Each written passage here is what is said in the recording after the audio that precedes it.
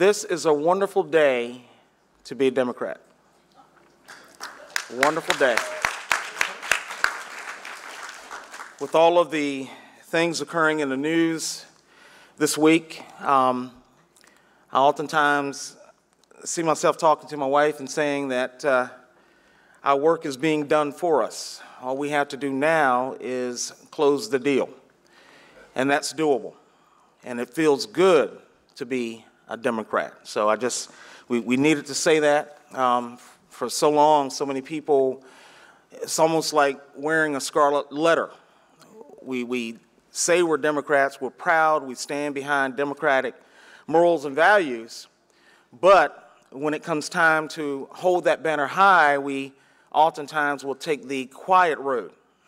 We look at that as being morally, socially, and politically correct. And I'm at a time now where maybe we need to be just a bit more boisterous. Maybe we need to be proud. I know I am. Every night I look at the nightly news. It feels good to be a Democrat. Sounds good, doesn't it? Democrat. Sounds really good. Well, thank you all for coming out this afternoon. I'm Dr. Mark Bowen. I am the chair of the Wicomico County Democratic Central Committee. And I want to welcome you to meet the Democratic candidates for governor, a forum on the Eastern Shore. This forum is being sponsored today by the Wicomico County Democratic Central Committee and the College Democrats of Salisbury University, who you will be hearing from in a moment. First, it is an honor and privilege to introduce you to our Democratic candidates for governor of Maryland. And just to let you know, we do have a full field of candidates, okay? So others are on the way. So when I say Democratic candidates for governor, the first thing you do is you look up and you see two very important people, but I want to let you know that there's interest. Three. I'm telling you, it's good to be a Democrat. Boy, you turn around and look, and more people are just showing up and saying, hey, I'm a Democrat. So that's awesome. That is awesome. All right, so please hold your applause until all are introduced. Starting from my immediate left, now some things have changed, okay? So I have Alec Ross. Alec is a former senior Obama administration official and technology entrepreneur. Second, we have Chris Vignaraja. Now, listen to me. Don't ever get braces at 53. Makes it very difficult to pronounce things. So Lee even spelled it out for me. My wife even practiced with me. All right, so I think did I do okay? I nailed it. All right, awesome. Thank you. Thank you so much. And we also have Jim Shea. Jim Shea is a Baltimore attorney and former chairman of the University System of Maryland Board of Regents. I did not say Chris is the former policy director for Michelle Obama and senior advisor at the State Department. Please join me in giving the candidates a warm Eastern Shore welcome.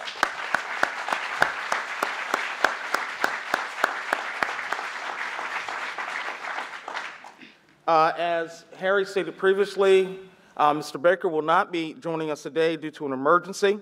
We did receive regrets from candidates Ben Julius and Kevin Kamanis, who could not join us today due to previous commitments.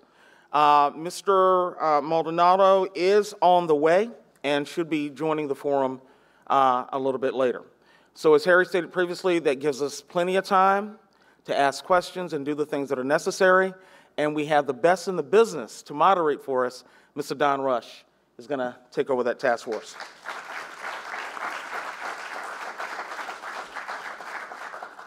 And welcome to these proceedings. And by the way, just one more time, a hand around for these candidates. It's when you run for political office, you put yourself out on the line, and you take positions and have to decide to make decisions that are going to affect not only the future of your constituents, but your own future and your own personal reputation. So I just wanted to do that for you. Something about the rules here so far. The candidates will have 2 minutes for opening statements, 2 minutes for responses to questions, and 2 minutes for closing statements. All candidates will have the opportunity to respond to each question. Candidates seated at the far left facing the audience will begin the opening statements and then moving right on to the last candidates. Also, the candidates will be informed they have 30 seconds remaining with a yellow card that will be held up by one of our folks here in the front row. Also, red indicates that no time is left and candidates should wrap up. I don't want to cut you off, but sort of wrap it up sort of briefly. And of course, to encourage a civil and respectful discussion, audience members, of course, are asked to refrain from cheering or shouting to indicate their support or opposition to comments by the candidates. So those are the rules. And why don't we begin with the 2-minute opening statements, and Alec Ross, you go first. All right. Good afternoon. It's great to be on this side of the bridge. I always feel like my blood pressure goes down just a little bit when I get on the other side of that bridge. My name's Alec Ross, and I am running for governor of Maryland because I think that talent is everywhere in our state, but opportunity is not. I began my career in Maryland 24 years ago as a public school teacher in West Baltimore. Married the math teacher across the hall, who's now in her 3rd decade teaching in Baltimore City Public Schools. And while I was teaching, I got into technology. I noticed that my students, though they were very poor, were all like fish in water when it came to the use of technology, and I thought this could be a pathway to good jobs for them. So I started a nonprofit that grew to become global. Through this, I got to know Barack Obama. And when he ran for president, he asked me to run technology policy for his first presidential campaign. That went well. And I had a good long run of service in the Obama administration, including helping set up the Economic Recovery Act and 4 years working at the State Department. My running mate is a woman named Julie Verratti. She and her wife own a beer brewery in Silver Spring, Denizens Brewing. And like me, Julie also served in the Obama administration, where she ran the Boots to Business program for returning combat veterans to help them get into jobs. We are bringing new faces and new ideas into the Democratic Party. We're unusual in that we've had a lot of responsibility in government. Thousands of employees, hundreds of millions of dollars of budget. We know the business of the executive branch of government. But we didn't come through sort of the old Annapolis establishment. I think that it's remarkable that in 2018, in the age of Trump, Democrats are actually losing registration numbers. This is in Maryland. This is incredible. And it's because, I believe, the old Annapolis establishment is not really meeting the needs of the people. And they are not meeting the challenges that today's worlds bring. So I'm here to bring some new faces and new ideas into the Democratic Party and look forward to my time with you today. And Krish Vignarajah. Good afternoon. My name is Krish Vignarajah. And I was 9 months old when my parents fled a civil war in Sri Lanka and came to America and Maryland. They had no jobs, only $200 in their pockets, and 2 very young kids in their arms. In fact, I was the same age as my daughter, Alana, is today. They built a life here in Maryland that made my life possible, going from Woodlawn to the White House. I had the honor of a lifetime to serve in the Obama administration for 5 years, including working as Michelle Obama's policy director at the White House on initiatives that were of critical national importance, but that weren't getting the attention that they deserved. 2 of our initiatives were focused on education, Let Girls Learn and Reach Higher. One of our initiatives was focused on supporting veterans and their families joining forces. And one of our initiatives was focused on supporting children to have more active, healthier lifestyles. And I realize that at a time when many of those opportunities are declining here in the state of Maryland, in a state that gave me everything, we have to stand up and fight back. And so while I have gotten the, badge of honor of being titled Donald Trump's worst nightmare, I believe that I'm also Larry Hogan's. But I know that we don't win if we're just anti-Trump or part of the opposition. We need to put forth an affirmative, positive agenda. For me, that is focused on education, revitalizing our economy, protecting our environment, and supporting working families. As the introduction mentioned, we need, as Democrats, to give people a reason to vote. The fact that here in Salisbury and Wacomico County, we actually have more registered Democrats than we have Republicans reflects the reality that we have the numerical advantage. Now we have to give people a reason to show up and vote, and that's what my campaign's about. I look forward to talking about the issues. Thank you for having me. Jim Shea. Thank you. Am I on? Can you all hear me? Yeah, okay, I am on. I'm Jim Shea. Thanks for having me today. I've spent my entire life in Maryland, working in Maryland throughout the state. My family moved here to Salisbury right after the bridge was built.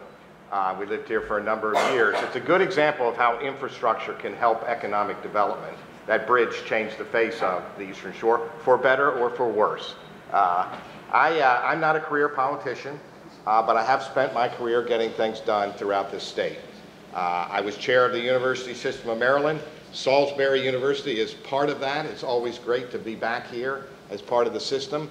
I was chair for 4 years. I was on the board for 10, and while I was on the board, we cut costs, hundreds of millions of dollars. We froze tuition, making college more affordable throughout the state, and we kept the quality of the schools up, and Salisbury is a great testament to that. I chaired several other civic organizations, one in economic development in the inner city, the other relating to transportation, and particularly mass and public transportation. In my day job, I was chair for 22 years of Venable.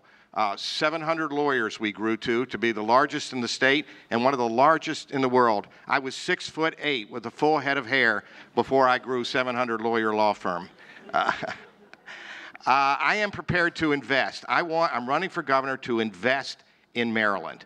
I want to invest in public education, I want to invest in transportation, and I want to invest in economic development.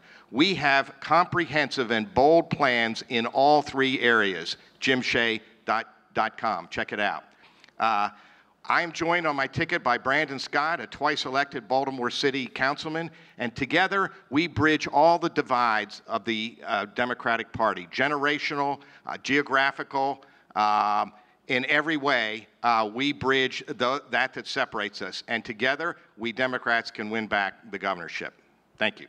And just one note, I want to also thank Carissa. She's president of the College Democrats here. She's done a lot of work in trying to pull this thing together. Give her a hand, will you? So the first question is, do you foresee new economic engines for the Eastern Shore that would produce sustainable jobs at a livable wage, and how would you bring them here? And we'll go to Krish Vignarajah. Absolutely. I mean, if you look at Maryland, you realize that this used to be the bastion, the economic engine of the state. And so for me, it's looking about where we can grow the economy. Obviously, agriculture is the biggest industry in Maryland. The fact that we have $1 billion in cash receipts from agriculture reflects that that is where we need to put a part of our effort. And so what I want to see us do is make sure that the dynamic changes rather than just attacking big chicken. Let's figure out a way to not just increase productivity, but address the environmental issues that I know many of us are concerned about. Part of that is also investing in ag tech. This is where we could be leading the charge. If you look at the research being done here at Salisbury, at UMES, and other universities, you realize that we could be commercializing the incredible research and cutting-edge technology that we have and are producing.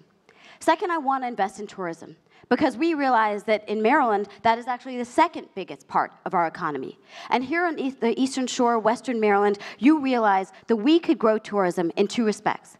One, when it comes to the outdoor economy, we should be attracting anyone who's considering going to Rehoboth or Dewey. As governor, I promise we will have the best hunting, biking, birding, fishing, camping east of the Mississippi, and we will make sure that everyone knows that. But we're also going to be investing in heritage tourism. We know that here in downtown Salisbury, there's beautiful attractions. And what's compelling about heritage tourism is because the tourists who visit spend a longer time and they spend more. And then third, I want us to grow the clean energy economy, because Maryland consumes more energy than it produces. If we actually invest in offshore wind and solar energy, in fact, here on the university, you see the solar panels on parking lots. That is the smart strategy where we can not just grow our economy with well-paying jobs, but we can also protect sustainability. Jim Shea. Yeah, thank you very much. On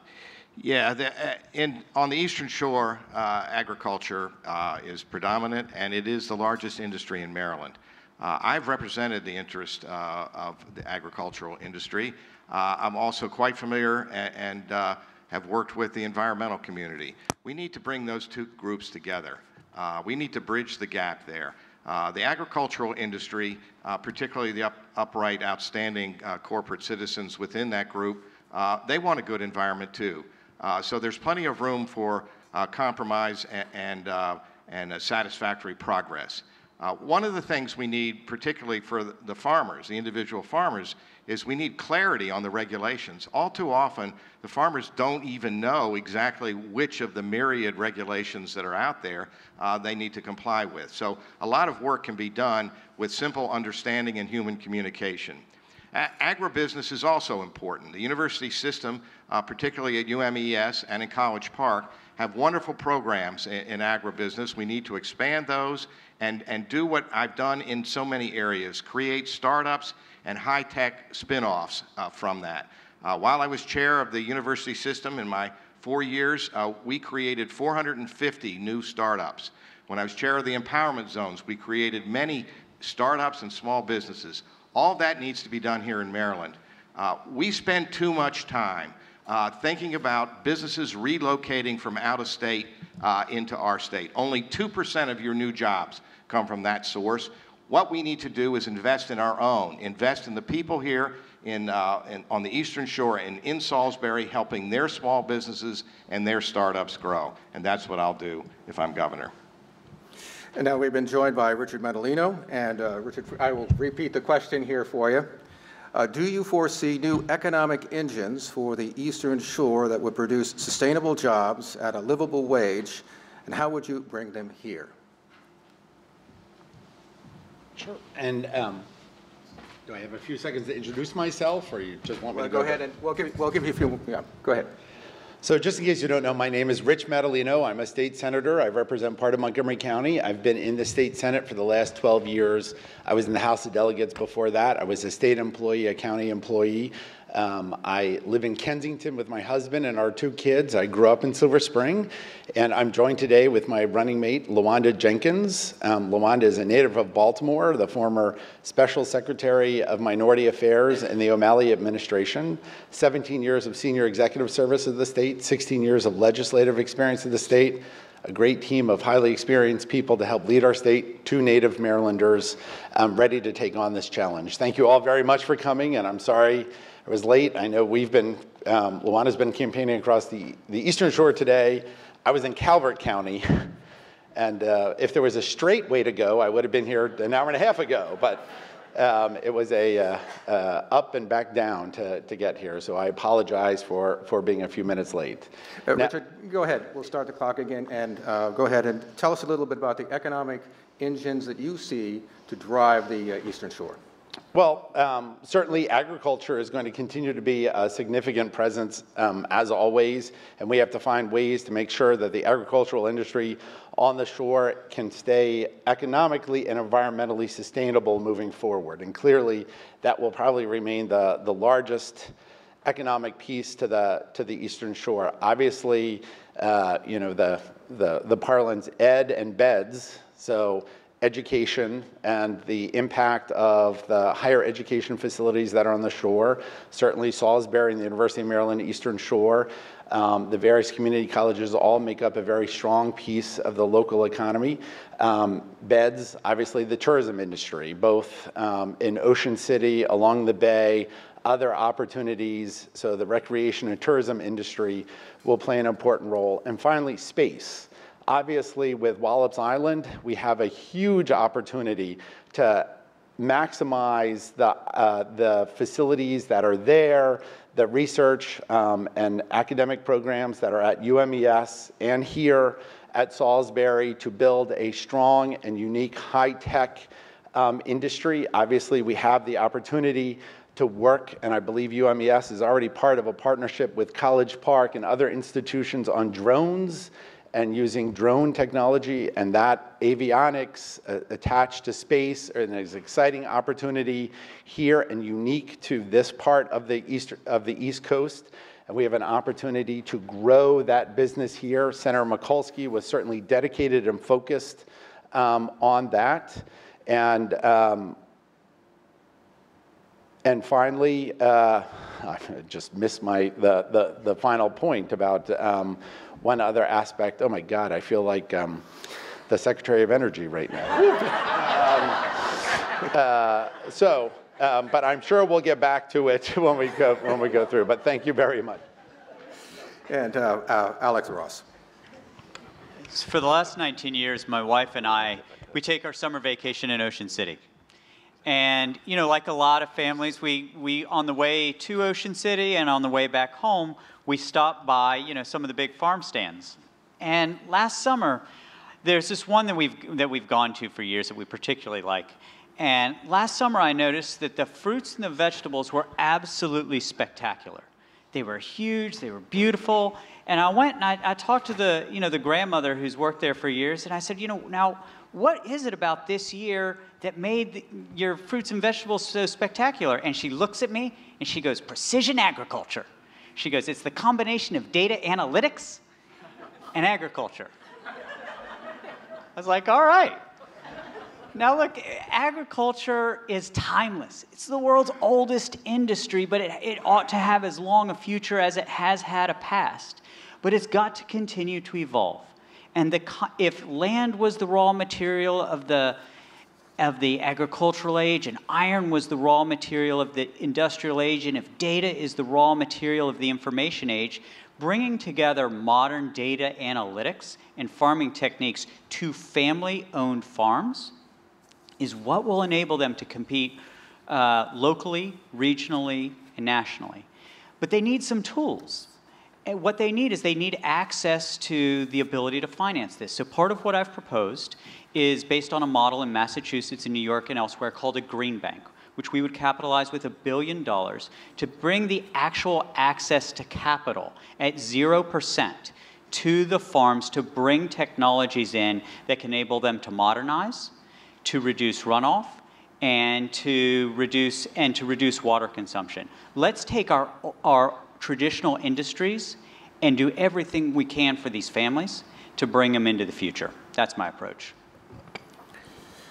With agriculture and poultry being the leading industries on the Eastern Shore, how do you balance that against protecting the environment, specifically Chesapeake Bay and water sources like the Paleo Channel, and what restrictions would you place on the poultry industry, including on such large chicken operations known as CAFOs? Jim Che? Thank you. And I do have experience in this area, and I think I alluded to it in my last answer. We need to come to common understandings. Both the environmentalists and the agriculture industry have important interest to protect and advance, and both of them should be able to do that. The only way I know to accomplish that is to bring people together, to build a consensus and do what's right for both sides. That's how I built the firm. Gaining consensus among 700 lawyers is real work, but you have to make them talk to each other and listen to each other and work together. That's absolutely necessary with the environmental and agricultural groups. I've been involved in that. I've seen companies do the right thing and make sure that they protect the environment because it's very much in their interest as well as in the interest of all the rest of us.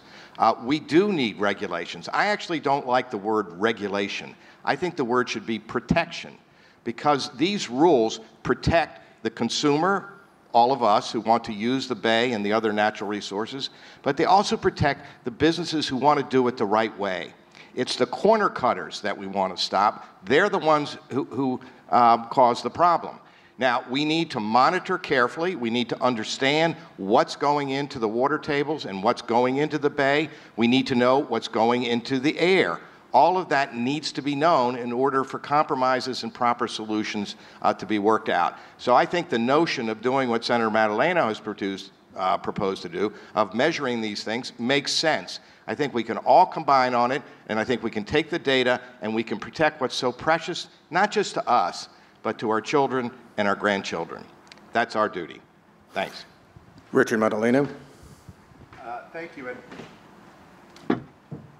Because we all spend so much time together, Jim very kindly reminded me what I meant to, how I meant to answer the last question. Wind and the offshore wind project on the Eastern Shore, and what we can do to then build like the tender facilities here in Salisbury to produce the boats to tend to the windmills. So Moving on to the chicken question. So as a legislator, I have been very engaged in these issues. I'm proud to be the lead sponsor of the Community Healthy Air Act, the bill that would, if unfortunately it did not pass, thanks to the very hard lobbying of the chicken industry, but we wanted to simply say, as these CAFOs, as these factory farms get bigger and bigger, as the number of birds in each flock expand to hundreds of thousands of birds, what's the impact on the rest of the community? What's the impact on the air, on the ground, especially when you have the growing concern over non-land CAFOs. I mean, you have these facilities that are growing 500,000 birds at a time, and there's no farming that goes on with that facility. They're not taking the manure out and using it as fertilizer on their land. It's being shipped somewhere else.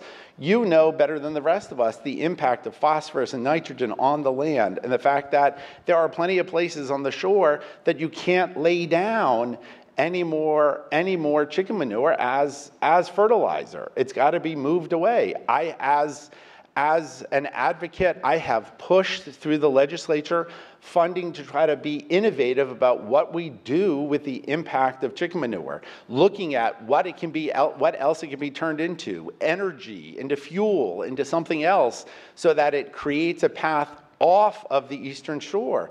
As I started the last question, we have to find a way to make the chicken industry both economically and environmentally sustainable. Alex Ross. I think that sunlight is the best disinfectant. Transparency has a lot of virtue and a lot of value. And it's interesting to me when I hear sort of environmentalists describe the problem, I hear one set of facts. And when I hear the CAFOs and the farmers describe things, I hear another set of facts.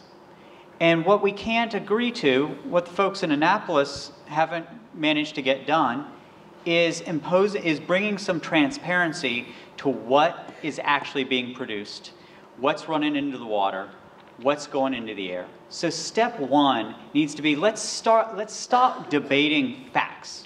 Contradictory alternative facts that just don't even make any sense, one juxtaposed to the other. So what we have to immediately do is let's bring in the potassium management tool, the PMT. Let's bring in the sophisticated instruments that we know exist that are expensive but which are worth paying for, so that we can bring some transparency to what is out there. And then for those entities that are violating the rules, and it's not all of them, obviously. It's a handful of institutions that are coloring the entire industry.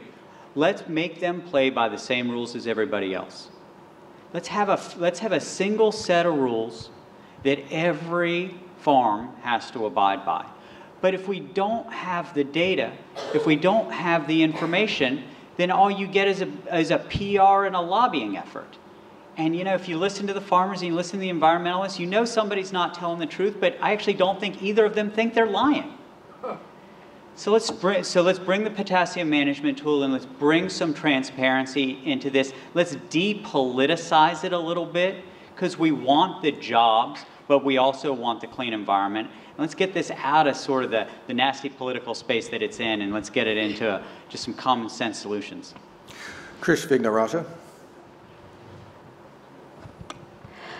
So both of my sets of grandparents were farmers.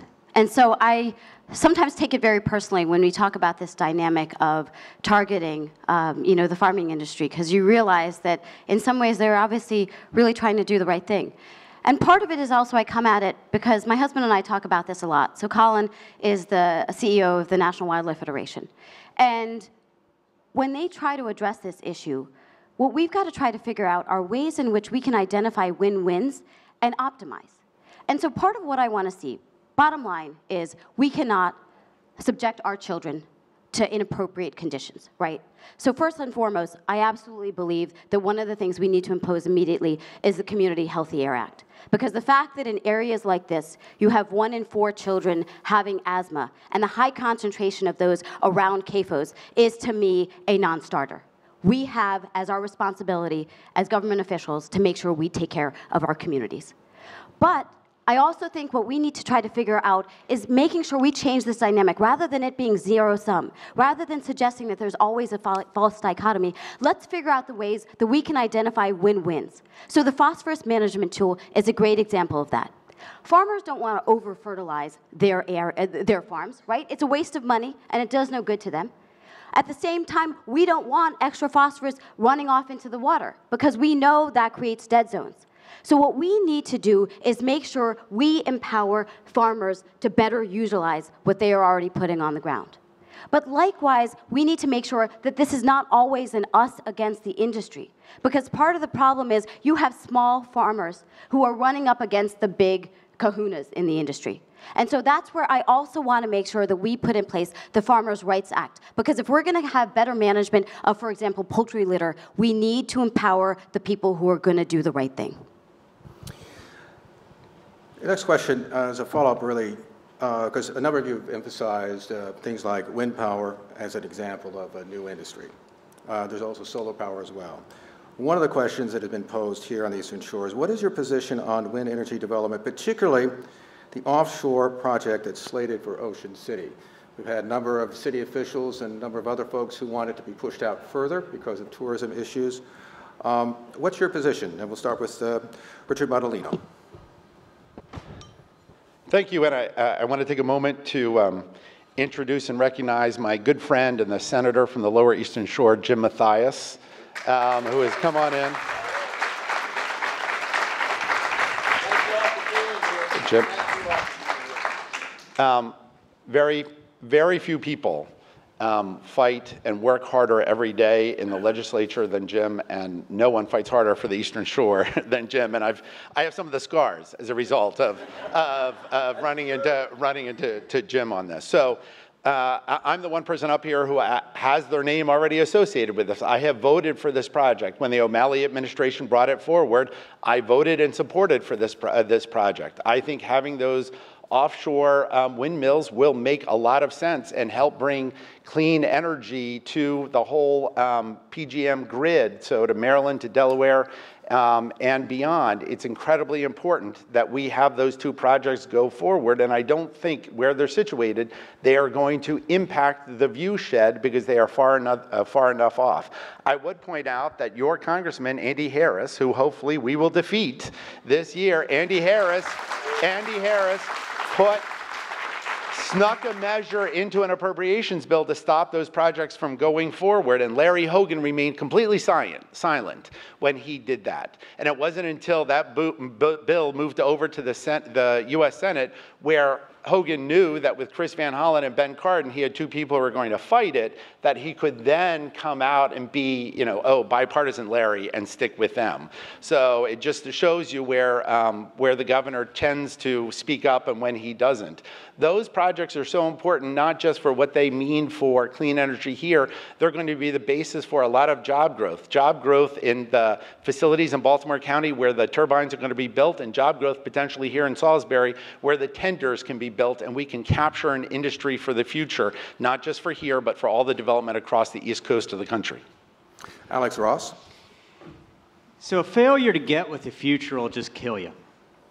I grew up in coal country, and the town that I grew up in, the day I was born, it had 80,000 people. Today, it has 50,000 people. It is chock-a-block now with people who are addicted to opioids. All the young people who grew up there, they leave. And why? It's because people became in love with the religion of coal, and they refuse to get with the future, and they're now living with the consequences of it. Similarly, this question of wind energy, first of all, I absolutely am in favor of the wind energy development in Ocean City. I mean, look, as I said, 19 consecutive years, my family, we get in the car, we take that 1 week of summer vacation at the beach, we spend it on the sand in Ocean City, and it's not going to, look, the wind energy development there, it's not going to keep us from those beaches. And I don't think it's going to keep anybody else from those beaches.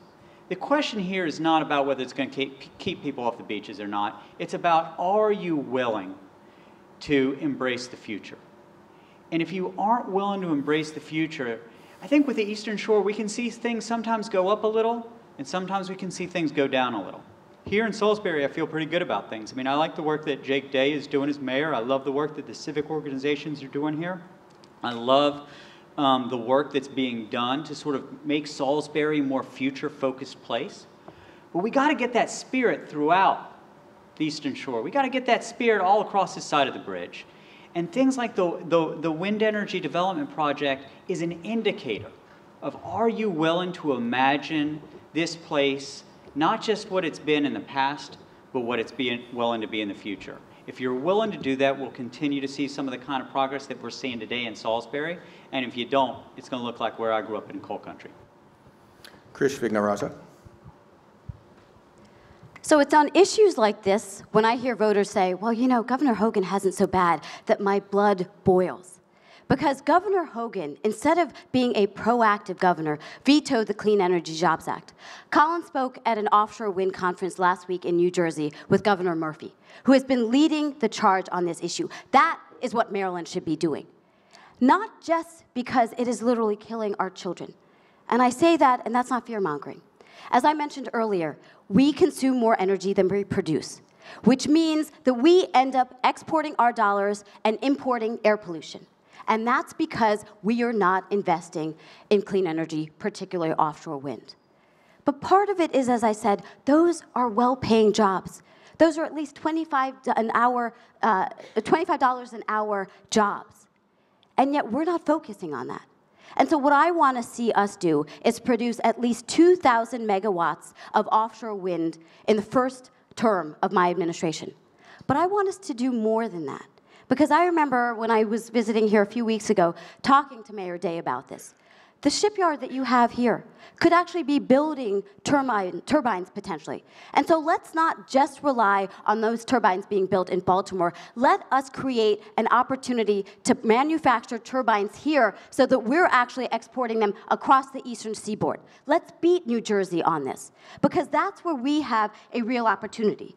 The fact that you can get over 1,000 jobs over the course of a windmill's lifetime that is producing 250 megawatts, you realize that there is a huge upside.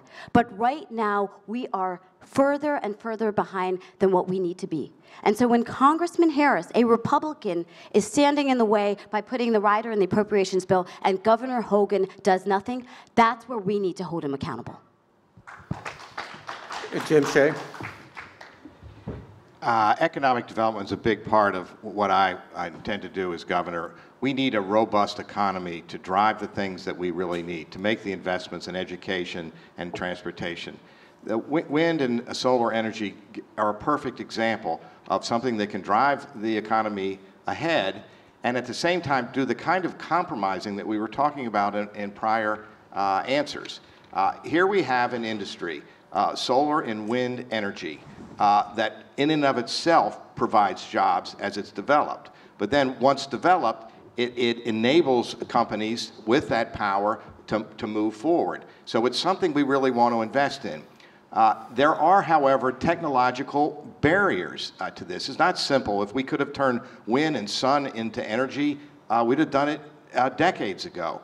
What we really need is to be able to store that energy once we produce it, whether it's a solar panel or a windmill. We need the technology and the capacity to store it so when the wind's not blowing or the sun's not shining, we still have the energy to use. That's going to require technological investment and advancement. As governor, I would invest in that kind of technology. I would make sure that we push it ahead. I'm very much in favor of the notion that we be 50% sustainable energy by the year 2030, but it's not going to happen on the pace we're on now. We need to provide those incentives, do that technology, and move that whole industry ahead. That'll help everyone. There also is an opportunity here for Maryland, and particularly the Eastern Shore, to be the green state, the green region of the world. We have sun here, a day like today. We have the wind on the shore. We have the room. The farmlands can be used for solar panels as an alternative method of income for farmers. We should use that, we should develop it, and we should become the capital of all of this in the United States. Thanks. Next question I want to follow up, because there's been a lot of talk about the Chesapeake Bay, efforts to cut funding for the restoration fund so far out of the federal government. including Congressman Andy Harris, has opposed cutting those funds. But one of the questions that often comes up is a sort of a contradiction between, on the one hand, cleaning the bay and doing all those things, and the watermen on the other. Watermen often find themselves feeling as if they've been left out or blamed for something that is simply just not their fault, or they see other solutions than the ones that have been imposed by the state. So what is your position when it comes to the watermen cleaning out the bay and their concerns? And we'll start with Alec Ross. So on this case of the cleanup of the bay, look, we've only got one Chesapeake Bay. And if we foul it, and if we get it to a point where we can't bring it back, then the watermen, they're not going to their children certainly are not going to be able to pull anything out of the water. So I actually think we need to do the very difficult work and the very expensive work of whatever it takes to clean up the bay.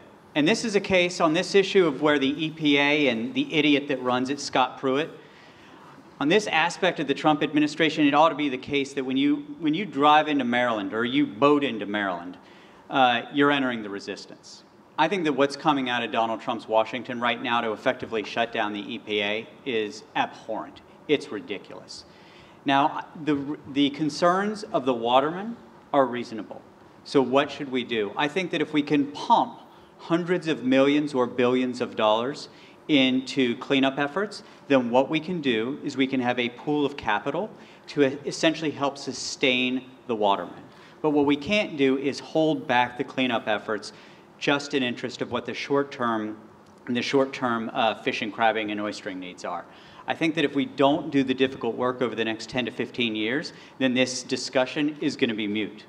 You know, we had, as you may remember, 15, 20 years ago, things looked bleak.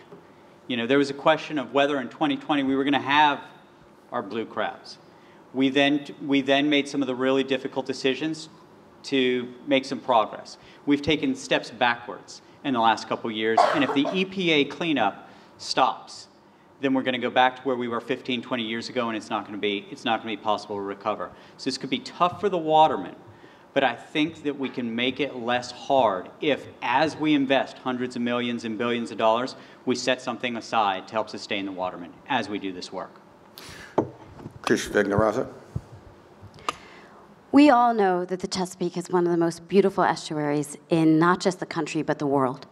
And the truth is that part of what, and you'll continue to hear this as a recurring theme, part of it is actually bringing all of the stakeholders to the table. When I ran Let Girls Learn, we not only had $1 billion of government funding as part of this initiative, we brought in over 100 private partners and over $3 billion of private capital. This is an issue where watermen have a vested interest in making sure that we have a healthy, living Chesapeake Bay because it is what their sustainability of their industry depends on. And so that's where changing the dynamic of the conversation is going to be critically important. It's why when I talk to, I've sat down with a number of oyster companies here in the area, you realize that that is a win-win if we actually supported the oyster industry. It is amazing how they're able to recycle the water of the bay. Another matter of how much you decide to eat them, but obviously it is a thriving industry. And that's where I want to identify industries like that and support them. But part of it is also knowing that it's not just about the bay. It's about the tributaries that feed into this. And this is where it's a little bit personal for me. So my husband and I actually got married right along the Choptank River. Many of you, I'm sure, know the Hyatt. And you realize that in order for us to protect the bay, we also have to protect the tributaries, like the Susquehanna, the Potomac, the Patapsco, the Nanticoke, the Choptank, that feed into that. And that's where, I'm going to be a little bit unpopular here for a second, but I will give Governor Hogan credit for finally coming to that election year epiphany of we do need to make sure that we protect the Chesapeake Bay restoration funding. But this is where we've got to not just do that, but so much more, because many of the dynamics we see are not going to be reversible. And so we have to take a stand, not just today, but frankly yesterday. Jim Shea. In the university system, we had a lot of research, particularly at UMSE's, University of Maryland Center for Environmental Science. Don Bosch has headed it for many years. A lot of research on how to restore the bay generally, but also how to bring back the oyster population. The oyster population in the bay had dropped to 1% of its historical levels, 1%. That's near extinction. And what the scientists have been able to do is to bring back the oyster population slowly through sanctuary areas, growing oysters through their various techniques. We're now up, I think, to 4 or 5%. It doesn't sound like much, but it's trending in the right direction. Our governor agreed or wanted the watermen to be able to harvest oysters from these sanctuary beds. It's too soon. It's like a child who can't wait until the cake is cooked to start eating the icing. We have to wait. We have to invest. In so many of these areas, investment's what's needed. And we do need to invest in the restoration of the bay and the restoration of the oyster population. And all of that is good for the watermen, not for any particular waterman who will tell you it's not good for me because this happened and that happened. And we have to take care of those particular people because these are social costs of our advancement. When innovation and doing things that are good for the whole cost people along the way, that's a social cost that needs to be taken up. A big part of my education plan is vocational training and retraining for people throughout their lives so that when they lose their job through innovation or progress of one type or another, they can be trained at state expense and back to work. In today's world, people want to work. They're 55, 60, 65. That's good for them. It's good for all the rest of us. So we should support that. Richard Madaleno. Thank you. In an era when we spend so little time actually applauding government for its interventions and its successes, here is one thing that we can take pride in. We took action as a state, we took action as a country in trying to improve waterways, and we've started to succeed. That's a really good thing. Government can and does do good things, and we should be proud of that with the Chesapeake Bay. Now, as governor, I will stick to the science. Jim talked about UMCs. Take a look at Don Bosch's blog. Now that he's no longer the president and he's kind of freed up a little bit, he's talking about what we should be doing about oysters and crabs. I always joke, when you're elected a member of the Maryland General Assembly, you have to learn more about crabs, oysters, and chickens than you ever thought you would ever know. So it is important for us to keep that momentum on cleaning up the Chesapeake Bay. It's important to protect the sanctuaries. I give the governor credit. It's important for us to continue the work on the Conowingo Dam and keeping and holding Pennsylvania accountable for all of the waste that it sends down the Susquehanna and all the silt and all the impact that that brings into the bay. That's where standing up and forcefully fighting any change in the funding for the Chesapeake Bay program is so critical for the governor, for our entire congressional delegation, because we can't do it alone in Maryland. We have to have Virginia, Pennsylvania, New York be part of that effort in order to make sure we fight the pollutants that come down into the bay. I will work with the watermen, with the fishing community to make sure they have a voice at the table, that we can be collaborative and moving forward, that we can see that other issues and points of view are at the table, but I will work to regularly and in a sustained way keep the progress on the cleanup of the Chesapeake Bay. Thank you. Turning to transportation, Governor Larry Hogan is known for emphasizing transportation projects in rural areas, specifically the Eastern Shore. One, do you think that's true? And how do you assure us on the Eastern Shore and rural areas that we're going to get the same kind of priority versus the urban areas? Start with Krish Vignarajah. This is an area where I love to talk about Governor Hogan's track record. It's one of those things where I've started talking about this as election year epiphanies. Because after doing nothing on transportation except for naming the ICC after the only other one-term Republican governor, all of a sudden he rolls out a $9 billion transportation plan that makes absolutely no sense insofar as we know that it is a short-term solution that will actually worsen as we're constructing. And then long-term, the more roads you have, the more people who get on those roads. But the truth is, here on the Eastern Shore, you realize that this is an investment in our economy. And so that means we need to invest in infrastructure. So part of what I want to see, first and foremost, is us actually think about how we could analyze and institute a MARC system that would go from DC over to Annapolis, across the bridge to Easton, down to Salisbury, and then perhaps even to Ocean City. Every other part of the state has this. Why has it not come here? We know that it is a way in which we will allow for less accidents to happen, to have more mobility of our students. It would be an attraction to come to this area, and you know it is throttling our economy. But this is where we've also got to be creative. We have to recognize that when we're approaching this issue, we're approaching it in 2018. And that means talking about smart solutions, thinking about how you can have ride sharing. How can you put higher occupancy vehicles on the roads, like buses that any of us would actually use? And that's where I want us to be creative. Because I think problems that we see where politicians come in, they just go with the age-old solutions. My point is, let us try to be innovative.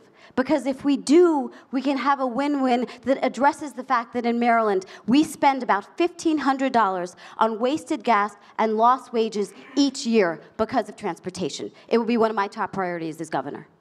Jim Shea. Transportation projects are not popular with politicians because they take a long time to build, and the payoff comes years after the program starts. It doesn't happen in a 4-year cycle, and probably not even an 8-year cycle. So that kind of investment is anathema to career politicians. It would not be for me. That's exactly what we'd have to do. I have published a statewide transportation plan. The other thing that politicians do is they talk about pie-in-the-sky projects that will put a high-speed rail between this point and that point, and you'll be there in 17 minutes or something. They forget to tell you that that's going to cost billions and billions of dollars, and you can forget about your education system and everything else. My statewide transportation plan takes the infrastructure that we've got now, the MARC infrastructure, the transit that we have in Baltimore, the transit that we have in the East DC area, what we have in the Eastern Shore, and I'll get to that in a second, and then what's there in Western Maryland, and works with that in a practical, doable way. The first thing I would do is I would take my plan and take it around the state and vet it with everybody. We don't have a statewide transportation plan right now. If we do, nobody knows about it. And therefore, when somebody hears about an improvement somewhere else in the state, they don't realize they've got something to be gotten out of this plan themselves, and they're naturally against it. You need to have a statewide plan that people buy into. And here on the Eastern Shore, you do not have sufficient public transportation. If you don't have a car, you're not going to be able to get around. You're not going to be able to get to a job. So we need to start with practical things, like a decent bus service. You've got 2 bus lines that, as best I can tell, don't really serve that many people or go to places of employment. So let's start with the practical. Let's make sure everybody buys into a statewide plan, and then let's go about the laborious business of planning, investing, and building a great transportation for the whole state. Richard Madaleno. You know, interestingly, on transportation, it's another example of where Larry Hogan is one of the luckiest politicians around. At the end of the O'Malley administration, believe it or not, we passed a very robust transportation funding enhancement package. Yes, it included a number of increases in revenue. The gas taxes that you all pay. We did it at the same time as Virginia and the District of Columbia. Governor Hogan ran against that plan, told the voters that he would repeal it, came into office, and has spent every penny that he can. Now, he has spent much of it in a way that I might disagree with. He's taken some things and put them on a credit card. We're building a new transit line across the Washington area called the Purple Line. He drained all the cash out of that and put it all on a credit card.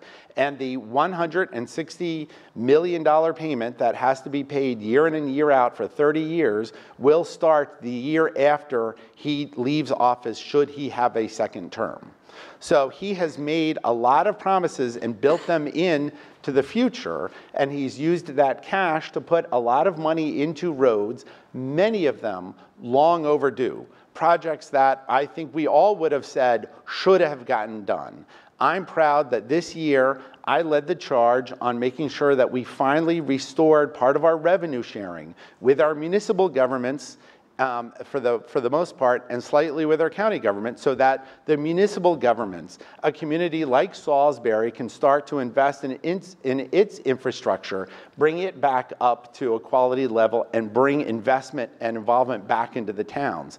That's smart growth. We can also invest in smart mass transit to bring it into rural areas. It will look much different than it does in the metropolitan areas, but there are on-demand technology services that you can partner with buses that would work in communities like Salisbury, Ocean City, Cambridge, and around the state, and I look forward to doing that as your governor. Alex Ross.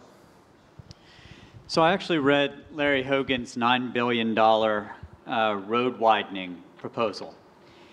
And when I read it, the first thing that I thought was, they obviously aren't doing drug testing in the office of the governor. I mean, it read like it had been written that morning by the interns.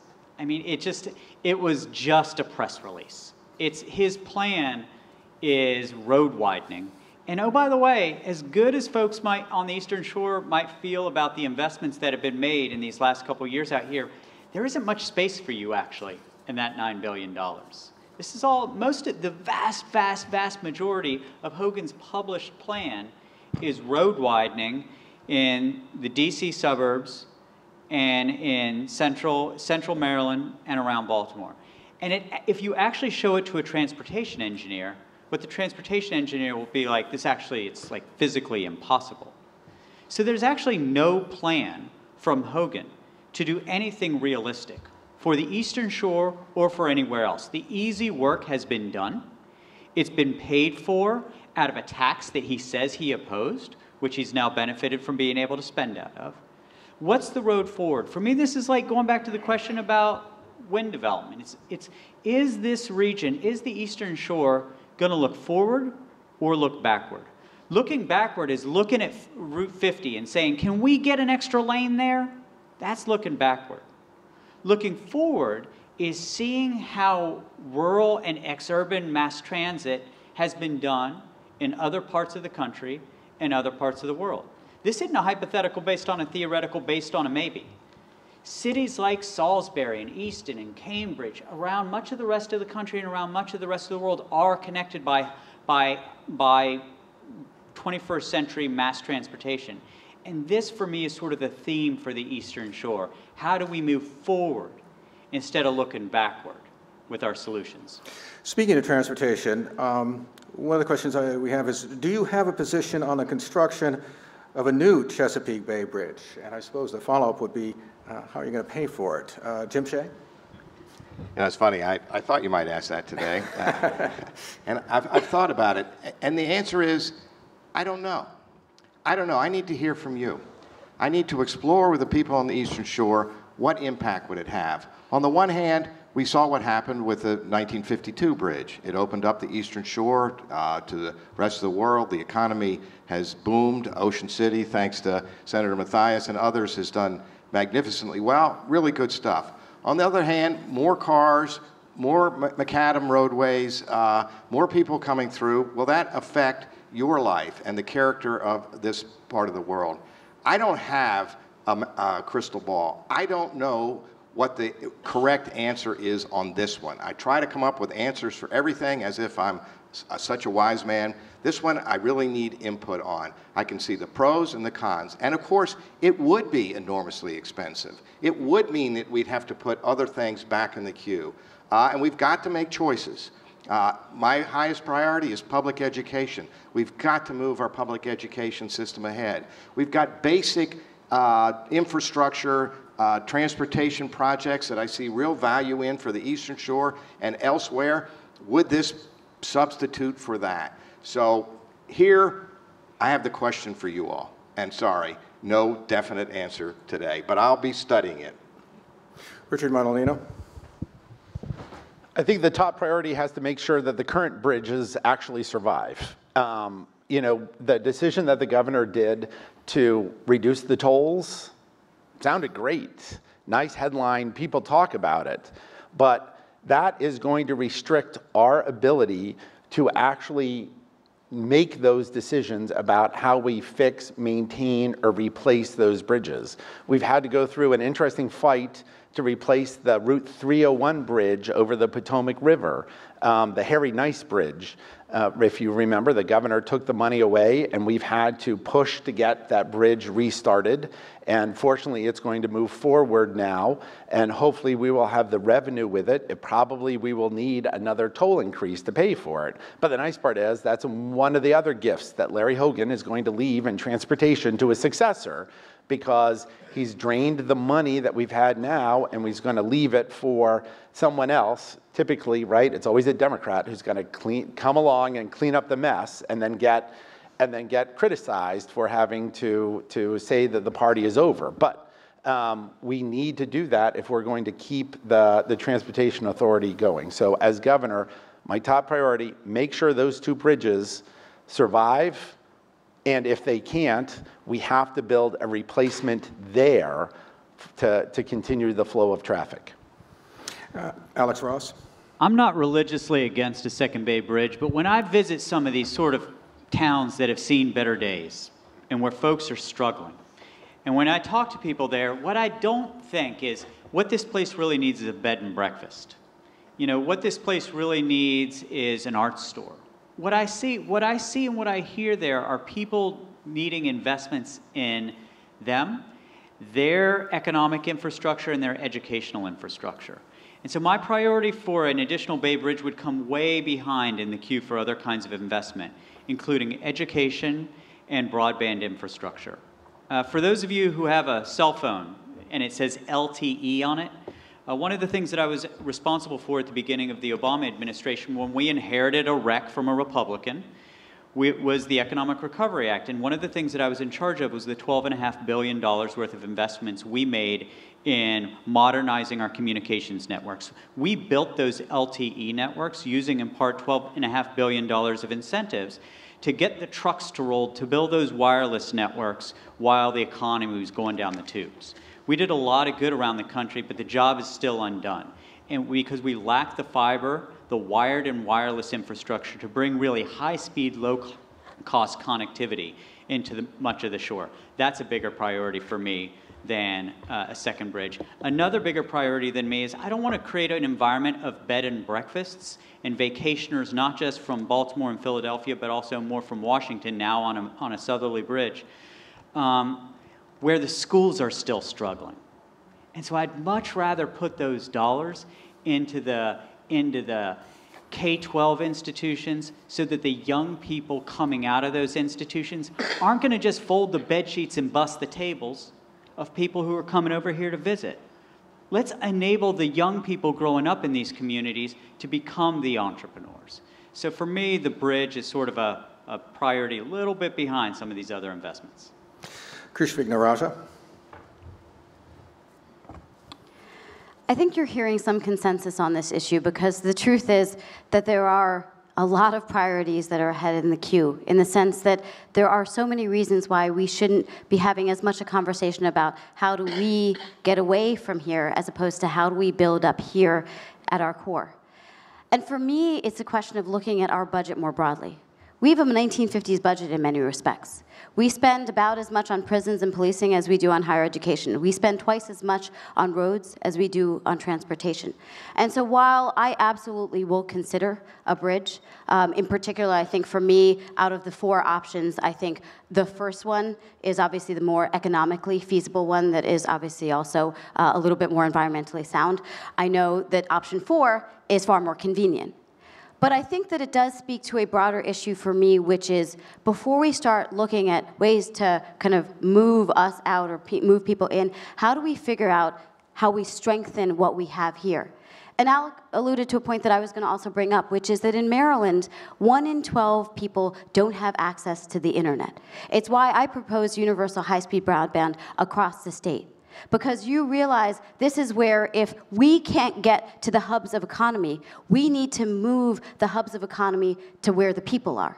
And so that's where I want to figure out how do we make sure we're paving that last mile. And I think there are some real opportunities on this issue. We'll return to education, as has been mentioned. Maryland faces a number of issues in terms of achieving quality education, such as a lack of universal pre-K, for example, the state of the low-income area schools, or the high cost of tuition at the community colleges and or universities. What would be your focus when it comes to education? Start with Richard Montaleno. Education will be the centerpiece of my administration. It's what brings Luanda and I to public service. We are both, if you ever had a chance to talk to us, we're both two high school nerds who did student government, Model UN, and now we're trying to run the state of Maryland. But throughout our careers, we've been dedicated to actually improving public education outcomes. You probably have heard of something called the Kirwan Commission, the Commission on Innovation and Excellence in Public Education. I'm one of the 8 members of that commission from the legislature. I'm working very hard day in and day out to figure out how we move our K through 12 schools forward. Our recommendations, which are going to be the centerpiece of a Madaleno Jenkins administration, are going to be focused on improving early childhood opportunities, including universal pre-K, helping deal with whatever barriers young people have to success while they're in school, whether that's health, economic, linguistic, but making sure every child is in a classroom ready to learn, having the best teachers, and by, in fact, giving the young people the services they need so the teacher doesn't have to be the social worker and the healthcare worker and the therapist. When they're in the classroom, they can actually be the educator. Something magical happens. They've been doing this in other places around the world. Young people learn. And you have a climate where better prepared teachers with children who have their needs addressed, you are able to move dramatically forward. The next piece is strong career technical education to give young people pathways, whatever that takes them as they're leaving college, as they're leaving high school, into a job certification program, into a job, or into a community college, or to a higher education institution. We can have free community college in this state. We made progress in the Senate this year. Unfortunately, we couldn't get it done in the House, but we are on the verge of having free community college for every Maryland high school graduate, and then providing certainly also an opportunity for every young person to have a free job certification program so that they have a career pathway where they can support themselves and their families. Alex Ross. Yeah, so as you heard me say at the beginning, I'm a former 6th grade public school teacher who's married to a woman who's now in her 3rd decade of teaching public schools in Baltimore with 3 kids in Baltimore City Public Schools. This is why I'm running for governor. Let me flag really quickly 3 things. Number 1, universal computer science education. Computer code is the alphabet that much of the future is going to be written in. Only 40% of schools in Maryland offer computer science. That means that 60% don't. Guess what? A lot of them are over here. That's thing 1. Thing 2, the Maryland Online Academy. Here on the Eastern Shore, if you can be a really bright kid and you might want to learn how to speak Arabic or Chinese or take an AP class in physics or chemistry or biology, but because you're in a relatively depopulated rural area, you can't access those courses, you're then at a competitive disadvantage with Montgomery County and Baltimore County and Howard County. That shouldn't be the case in 2018. I want to create the Maryland Online Academy so that whatever zip code you live in Maryland, you can take foreign language classes and you can take AP classes. Thing 3, I think the Democratic Party's been terribly elitist in the last 20 to 30 years with our rhetoric and policies on education. It's been, you go to college and you're a winner. You don't go to college and you're a loser. And then we wonder why all these folks without college educations vote for people like Donald Trump. I want Maryland to become the center of the United States of America for apprenticeships and a pathway into the skilled trades. The average age of a plumber in Maryland, it's around 60. Average age of an electrician in Maryland, it's around 60. The man or woman who goes up the telephone for Verizon, 57. You want to get your boat fixed? You got to wait 3 or 4 months because we don't have enough people in the maritime trades. We got a lot of knowledge workers and we got a lot of people working at or around minimum wage, but we have a thin middle. Universal computer science education, the Maryland Online Academy for our gifted and curious students, and a pathway into the skilled trades with world-class apprenticeships for the folks who may not go to college but ought to be able to get a good living wage. Krish Vignaraja. I wouldn't be standing before you except for Maryland public school education. I'm the only candidate in the field who's a product of Maryland public schools from kindergarten through 12th grade. Maryland educators are the ones who prepared me for Yale and Yale Law School and Oxford. I'm running with a lifelong teacher, Sharon Blake, who's my lieutenant governor candidate, who spent 4 decades teaching in Baltimore City, where she was the head of the teachers union. I know that education is what made my life story going from Woodlawn High to the White House possible. I also know it because my parents were both Baltimore City public school teachers. My father finally retired at the age of 80 last year. Yeah, he's a little old. But this is where it is personal to me. This is not an academic subject matter. And so I want to make sure that we put forth an education policy, as I've done, from cradle to career. Investing in universal PK, fixing the funding inequities, rebuilding our crumbling schools, investing in science, technology, engineering, arts, math, and civics education, because November 8th wouldn't have happened if we hadn't put less priority on civics education. But also making sure that we provide hot and healthy meals, because our schools have become community centers, because the number of kids in Maryland under poverty has doubled since 1990. But I want to also make sure that when our kids come out of school, that they are either career ready or college ready.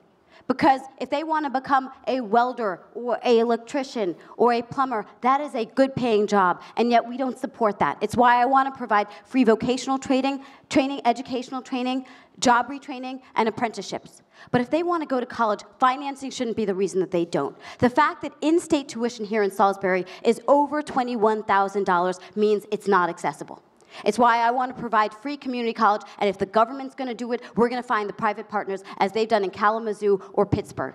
And I also want to make sure that no child doesn't go to school because of financing, which is why I'm also offering 1% student loans, because companies shouldn't profiteer off of student loans. Jim Shea. I think all the candidates are going to tell you that public education is their highest priority. So we have to decide, the electorate has to decide who can actually get this done. And there are a couple ways of looking at that. You can look at the person's past experience. Does he or she have executive ability? Have they run large organizations? Have they created and implemented strategic plans? The second way is to look at whether the particular person has expertise and experience in education. Has he or she had high positions in large educational organizations? These are obviously self-serving questions, in case it's not completely obvious, but I do think these are important features. The third way is to look and see how the person is proposing to do this. Does he or she actually have specific plans in mind? I have published what the Sun papers have called a bold and comprehensive education plan, jimshea.com.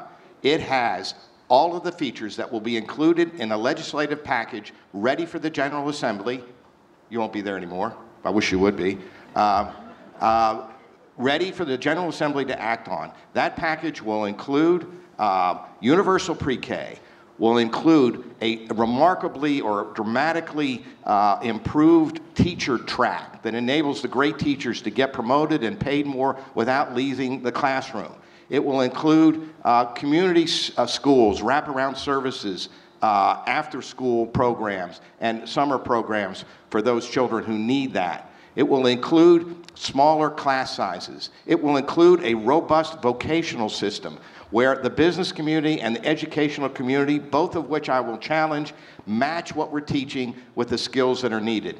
And it will have, my plan has, funding solutions. That first package of legislation will include how we fund the first year and then how we fund to close the gap that's kept us from what we need, a first-class, world-class education system. I want to turn to health care. In the wake of the efforts to repeal the Affordable Care Act, there are various proposals that have been put forward to reform the health care system and certainly ensure that Maryland is not dramatically hit by any kind of repeal. So what would you do? What are your solutions? And would those include, for instance, some kind of statewide single-payer system? And we want to begin with Alec Ross. Yeah. So I think it's important for whomever the next governor of Maryland is, first of all, to do whatever he or she can do to continue to resist the evil that's coming out of Donald Trump's Washington. I mean, what Donald Trump and Andy Harris wanted to get done in the last Congress got done in terms of the repeal of the Affordable Care Act. One of the hardest hit areas in the United States of America would have been Maryland's Eastern Shore. And I don't think a lot of folks even know it. Like, they don't know that they're using Obamacare. They don't know that they're being insured because of it. But you know what? I think it's still our responsibility to fight for them and to fight for universal affordable health care. Now, we have to continue to play defense. We have to continue to fight against what's coming out of Washington. But I also think it ought to be the case that when you cross from Maryland to Washington, you're also entering a place that is showing how we can govern differently, showing an example of what can be done differently. Now, we can't do Medicare for all in Maryland yet because we're not going to get the Medicare waivers. Medicare is administered by the federal government. As long as there is Donald Trump as president, we cannot do Medicare for all in Maryland. It's a simple fact of the matter. We can, however, do Medicaid for all. Responsibility for Medicaid devolves from the federal government to the state government. I think we can put what is effectively a public option into the system, bring more people into the system, get more people from accessing acute care into preventative care and making a smarter expenditure of our dollars. My last point that I think we need to do on this is we need a governor who will go toe-to-toe with the insurers. Insurance from CareFirst, Blue Cross Blue Shield went up 58% this year. Kaiser Permanente, 73%. This was supposed to be a point of negotiation between the health insurers and the state. And what happened? Larry Hogan just signed off on it. So we also need a governor who will fight to hold those costs down. Krish Vignarajah. Coming out of the administration, the ACA was obviously a very strong start to where we need to go, but the truth is it didn't get us as far as we needed. And I will give credit to Annapolis to at least take some measures to stabilize what we know is a system that is in flux. And the fact that when I travel across the state, I hear time and time again families that are struggling to pay their costs, that they are risking bankruptcy because of health costs, you realize that we are in dire straits. And in a state like Maryland, this is where the governorship matters. So for me, what I want to see is us institute a system on a very simple premise.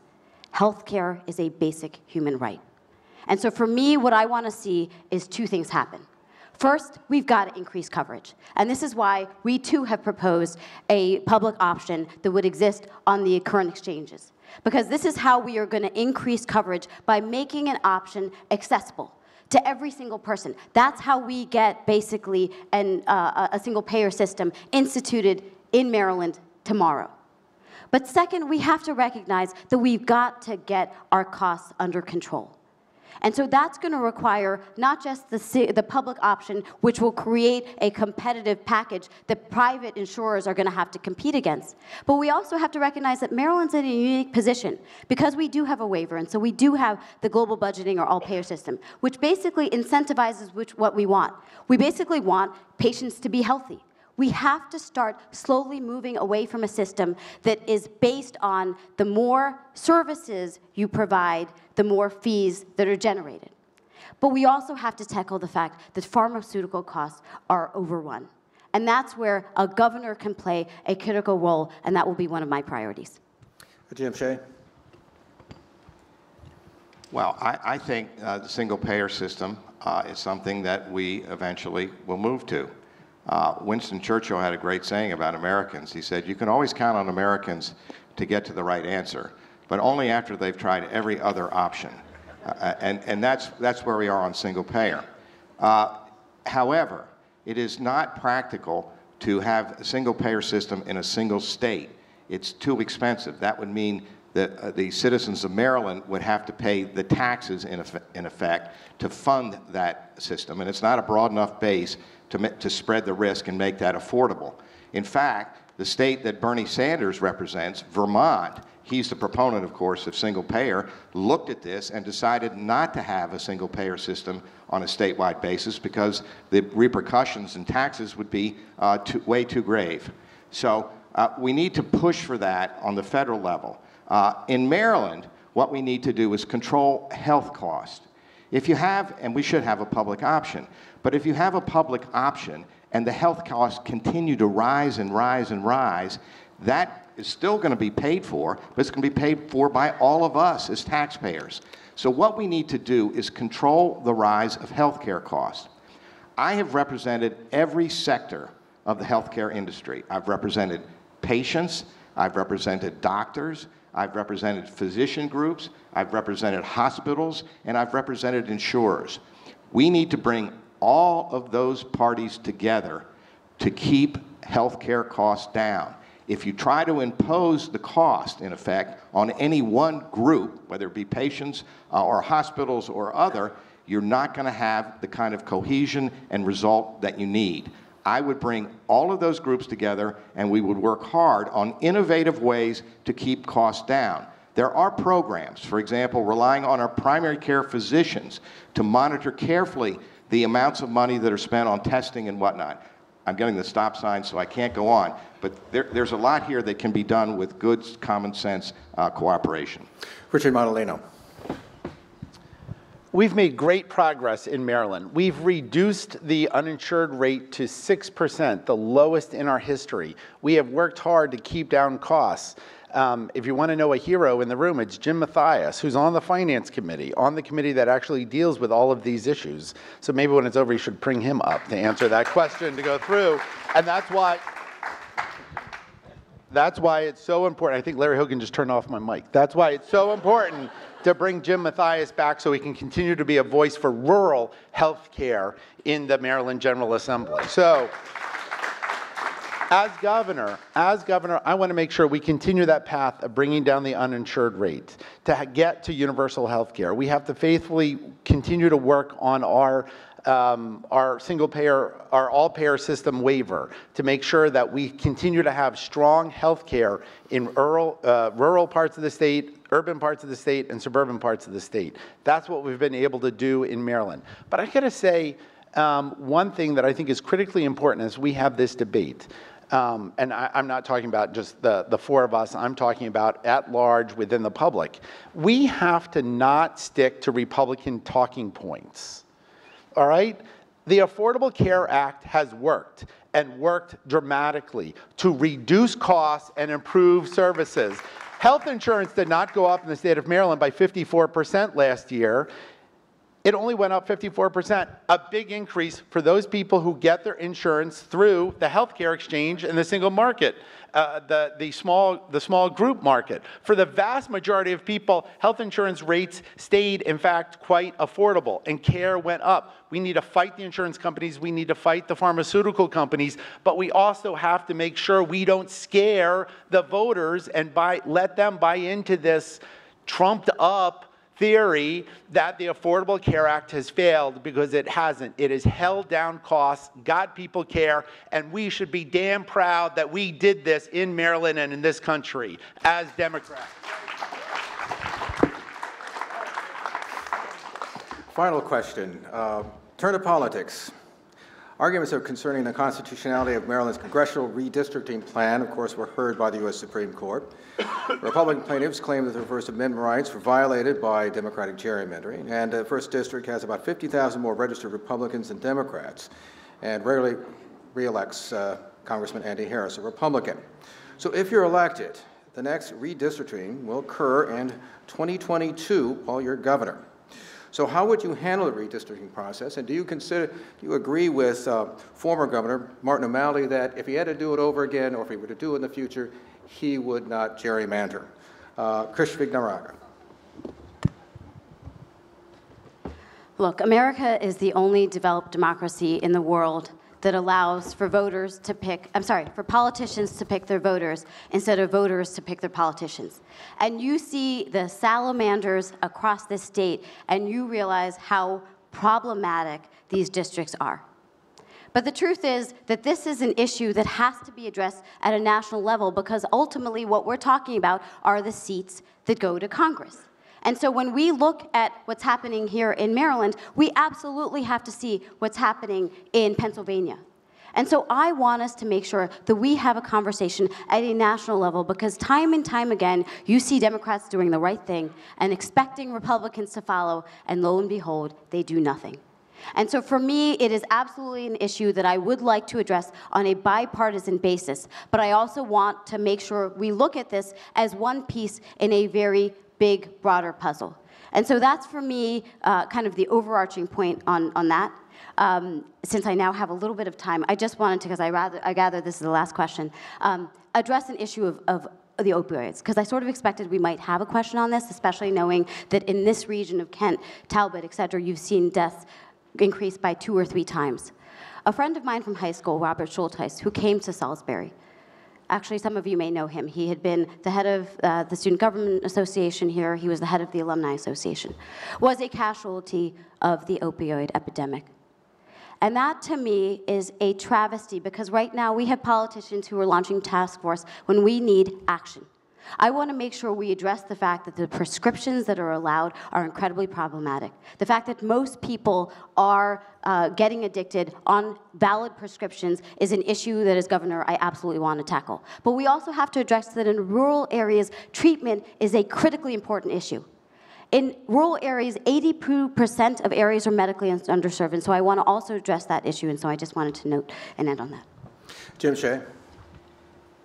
On the question of redistricting, there's no doubt in my mind, and I think in most people's mind, that this gerrymandering practice around the country is what has polarized us, in part. It's not the whole reason, but it certainly enabled the polemics to have a base and to emanate from it. So we've got a big national problem here.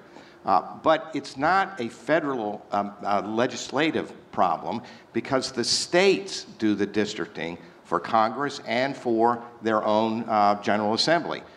In the United States today, there are 35 Republican governors and 14 Democratic governors.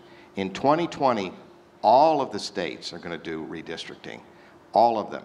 And if political gerrymandering remains the game of the day, and if we can't take those governors' offices back, we've got a big problem in this country, because the Republican Party has proven that it's willing to send ground troops to Washington to help Donald Trump, and we can't let that happen. And we have to be part of the solution here in Maryland. But the solution is not unilateral disarmament.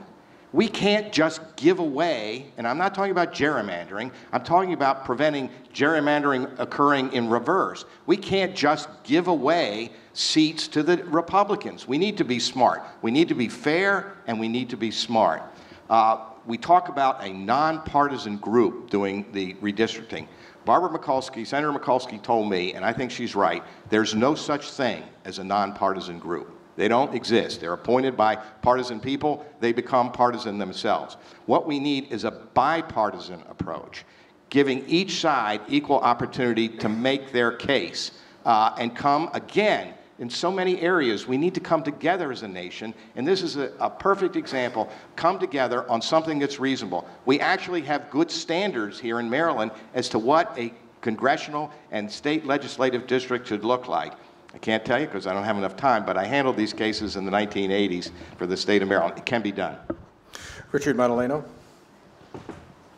Mayor, I waited to the last question to say that I actually prefer my name pronounced Madaleno, but that's okay. That's it.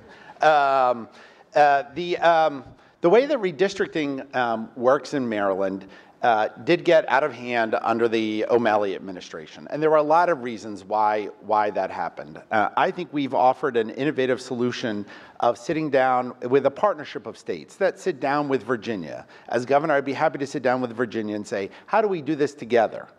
Because they're gerrymandered one way, you might say we are gerrymandered the other way. That's fine, Virginia as a partner. Or let's pick Virginia, North Carolina, and Pennsylvania, and New Jersey. I don't know, let's pick some other states that have the same situation and figure out how we do it as a compact and move forward. So you move a little bit away from the very important unilateral disarmament piece. Because if you saw the New York Times graphic about this, it showed that of the states that were the giant offenders, so we were the only one that was Democratic.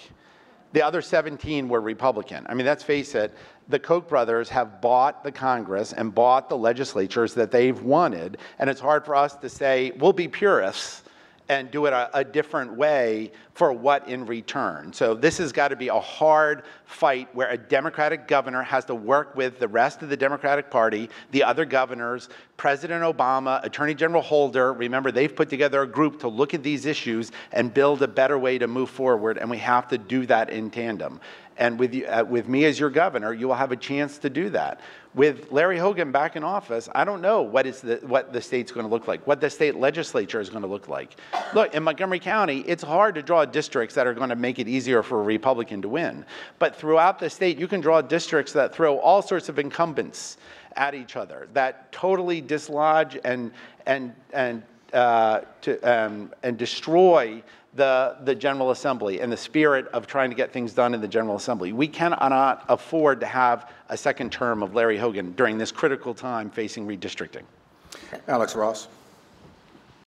When I was serving in the Obama administration and having to testify before Congress or having to engage with members of Congress, in the Senate or the House, I could tell when I was talking to somebody, whether it was a pre-gerrymandering member of Congress or an after-gerrymandering member of Congress.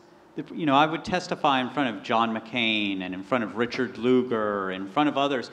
Republicans who are used to having to talk to Democrats and Democrats who are used to having to talk to Republicans. And there's a big difference between those folks and the Republicans who only want to figure out what the most extreme right-wing position is, and the Democrats who only want to figure out what the most extreme left-wing position is, and they're hearing what you're saying, and they're just waiting to figure out what to tweet.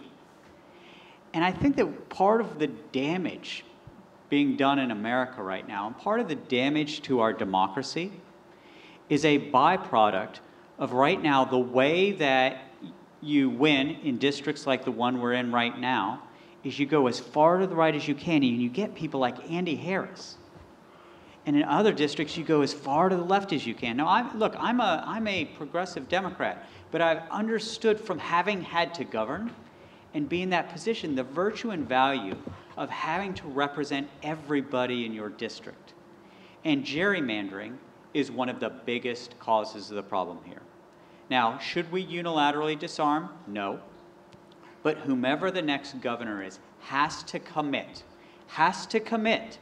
to working with other states to put districts in place here that make a little bit more sense than what's in place right now, even if that causes some squealing from some of the Democratic purists. We need representatives who have to engage with all of the people in their district. It's now time for closing arguments, and we begin with Jim Shea. Let me begin by thanking you all for having me here today, and also saying you've seen terrific candidates for governor to my right and to my left. They really are good, and I'm sorry you didn't hear from the others because they're really good too. Let me give you two examples. One is, the reason I gave Rich a tip, and I didn't do it well enough, is that he did that for me in a very similar situation when I totally blanked on a name, and he said the name and I got it right. So the other thing is, my mother died at age 92 a couple of weeks ago. Several of these candidates, and I know how busy they are, sent me notes of condolence. We're going to pull together because we're a great party, and we're going to take the governor's mansion back. Brandon Scott and I, he is a 34-year-old African-American Baltimore City councilman. You can see me. I'm 65. I'm a white guy. I'm from the business world. We bridge the entire gap, the whole spectrum of the Democratic Party. We share the values of the Democratic Party, but we can bridge the differences, and that's what we need as a party. We need to come together. We need to unite. We've got a message. We've got values. They're good, but we're too often fractured and competing with each other. We need to bring ourselves together, and we need to bring the state together in order to do what Maryland needs.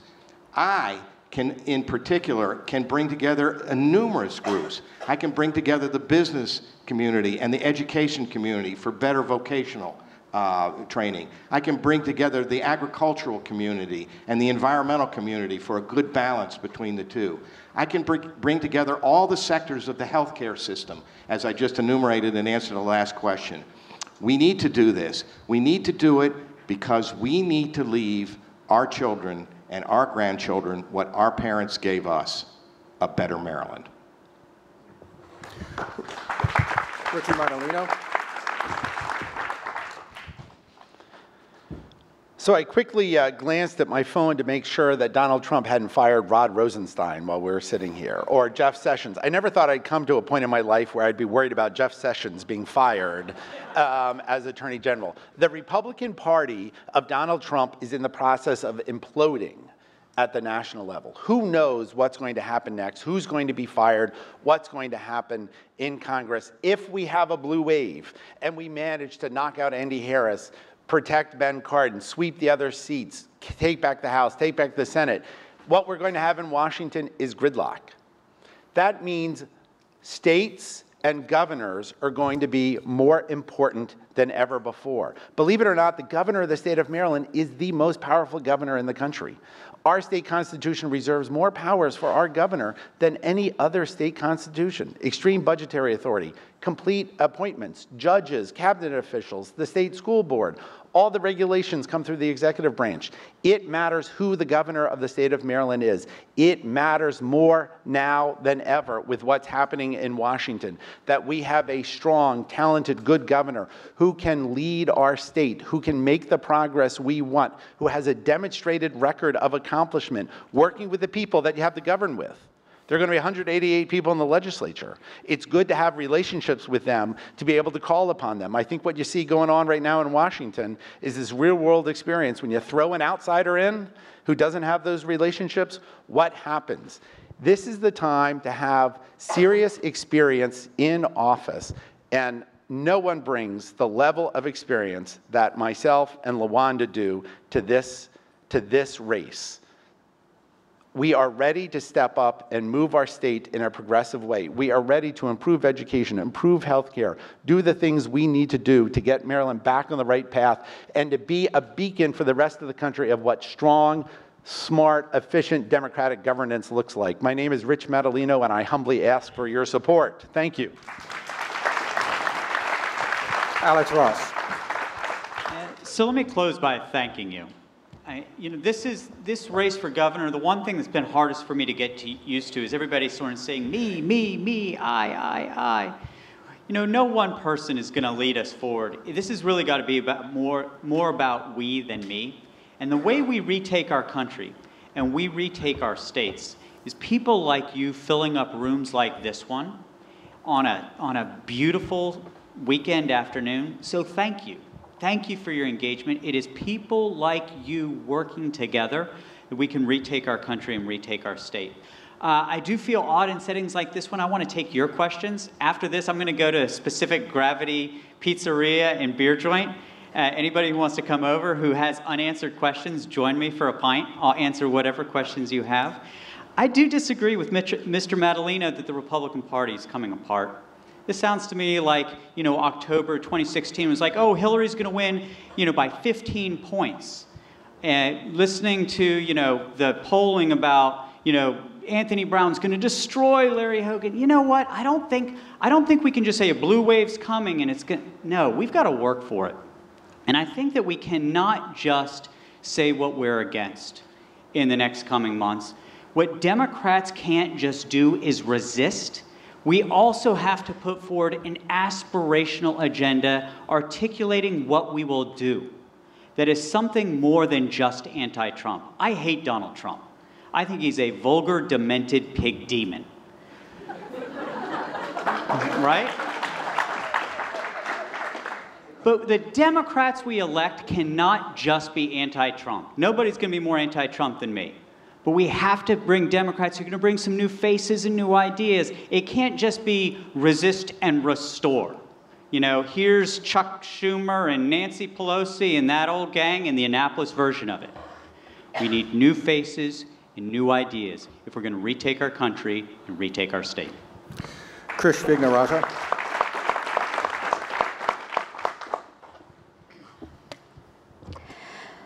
My background as a lawyer in business and at the highest levels of government, hopefully in talking about some of these issues has convinced you that I would be far better than our current governor. And I know that we know that any one of us would be better than our current governor. And we've talked about a range of issues that matter. And so the real question for us is, how do we beat Larry Hogan? Because right now, the conventional wisdom out there is that no man can beat Larry Hogan. Well, I'm no man. And I say that jokingly, but the truth is we've got to recognize what happened in 2014. 296,000 Democrats failed to show up. And the majority of them were women, minorities, immigrants, and younger voters. 61% of the seats that Democrats have picked up from incumbent Republicans this year were won by women. And so for me, it's about making sure that we have a strategy to beat him in November, because he's a crafty politician. He fakes left, he moves right. Fortunately, I'm scrappy. The quote I oftentimes hear on the campaign trail is a Shakespeare quote: "Though she be but little, she is fierce." And the truth is, for me, the strategy to win this state is twofold. Politics. I am fiscally responsible, socially progressive. We know that in most counties in the state, they are purple, and they went purple. We've got to put forth a candidate who can speak to the majority of the electorate out there. But second, we have to recognize that on geography, the Democratic Party has failed our state. There are too many Democrats across this great state who have been taken for granted, and too many independents and Republicans who've been written off, because the stakes are too high right now. In my lifetime, I had the opportunity to go from a basement apartment and Woodlawn High to the White House. And no other place in the world is that possible. That's what we're fighting for. And that American dream, which we have protected and cherished, needs to be nourished now more than ever. I hope you would join me. Thank you.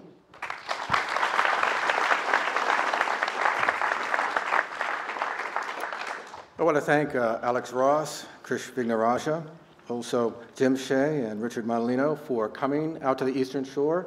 And as I say, I've told people at the outset, running for political office is not something most of us will do, and the experience means that you put yourself out there for lots of people to talk about you, and it's a very tough business, and I think they should certainly be seen with a great deal of respect. So one more time for our candidates here.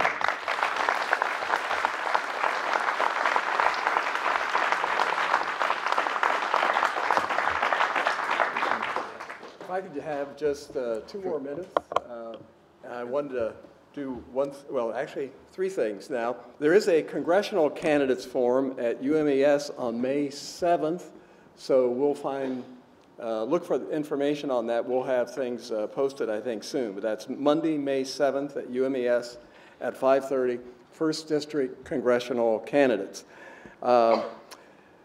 Second thing I want to do is to introduce the president of Salisbury University College Democrats to just say a couple words. Carissa?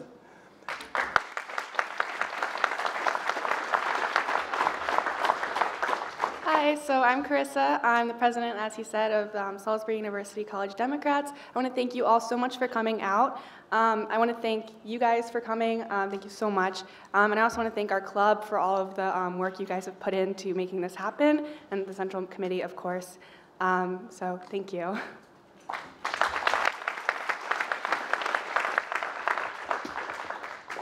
Carissa and the College Democrats have been great in helping us put all this together. I think we owe them a lot of thanks. We have a round of applause for the College Democrats. And just very quickly, there are some other candidates. We have some excellent Democratic candidates for governor up here. We also have some excellent Democratic candidates for the state legislature and on down to the Board of Education. Now, I heard that 1st District candidate Mike Poland is here. Oh, here he is, 1st District Democrat. And as you know, Jim Mathias is here, District 38. And Holly Wright, who is a Democrat running in 37, which is the western part of Wicomico County on up into Dorchester and Talbot. Kirkland Hall, 38A, Somerset County House of Delegates. Bill McCain, Wicomico County Council at Large. Josh Hastings, District 4, County Council. And Democratic Central Committee, Gaines Hawkins is here. Mike Folkoff in the back, stand up. Sarah Myers, Carissa Otonis, Earl Hatton is here. Did I miss anybody for the Central Committee? Okay. And Board of Education, nonpartisan election, but he's a Democrat. Seamus Ben, right here. Did I miss anyone?